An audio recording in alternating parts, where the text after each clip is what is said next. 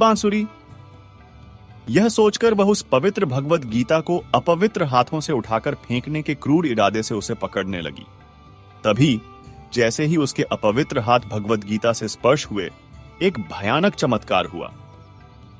उसके हाथ और पैर अपने आप टेढ़े मेढ़े होने लगे, उसकी उंगलियां मुड़ने लगी, उसके चेहरे की खाल अजीब तरह से सिकुड़ने और उतरने लगी, जैसे कोई सड़ा हुआ फल हो।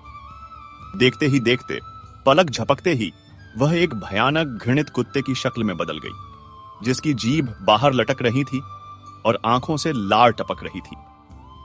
जब प्रेमनाथ ने पाठ समाप्त करके पीछे मुड़कर देखा, तो वह अपनी बहू के स्थान पर एक विकृत कुतिया को लंबी जीभ लटकाए अपनी ओर घूरते हुए पाया। वे भयभीत होने के बजाय शांति से श्री राम का स्मरण करते हुए कमरे से बाहर आए।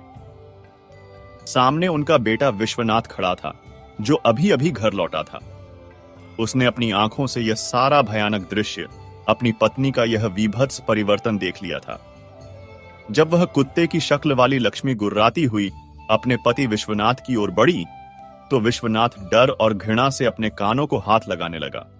उसकी आंखें फटी की फटी रह गईं।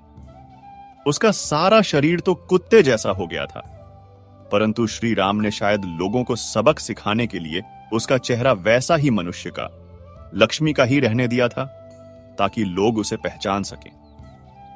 यह वही अभिमानी, दुष्ट और क्रूर लक्ष्मी थी, जो एक सच्चे श्री राम भक्त अपने ससुर प्रेमनाथ को भक्ति करने से रोकती थी, उन पर अत्याचार करती थी और पवित्र धर्म ग्रंथ का अपमान करने चली थी।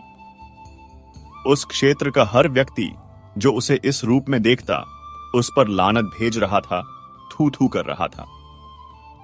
विश्वनाथ ने अत्यंत घृणा और क्रोध से उस कुत्ते बनी लक्ष्मी को धक्के मारकर घर से बाहर निकाल दिया। वह पापी औरत लोगों के लिए एक जीती जागती सबक बन गई थी, एक चेतावनी बन गई थी।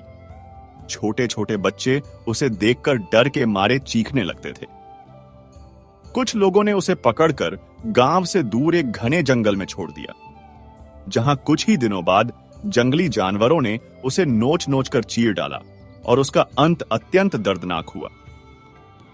यह अद्भुत और भयानक बात पूरे हिंदुस्तान के हर क्षेत्र में, गांव गांव, शहर शहर में आग की तरह फैल गई। जब यह बात सुखनंदन और उसकी बहन सुधा तक पहुंची, तो वे दोनों तुरंत प्रेमनाथ के पास आए और आश्चर्य से बोले, बाबा, यह सब क्या हुआ? हमने तो जो सुना उस पर विश्वास ही नहीं हो रहा।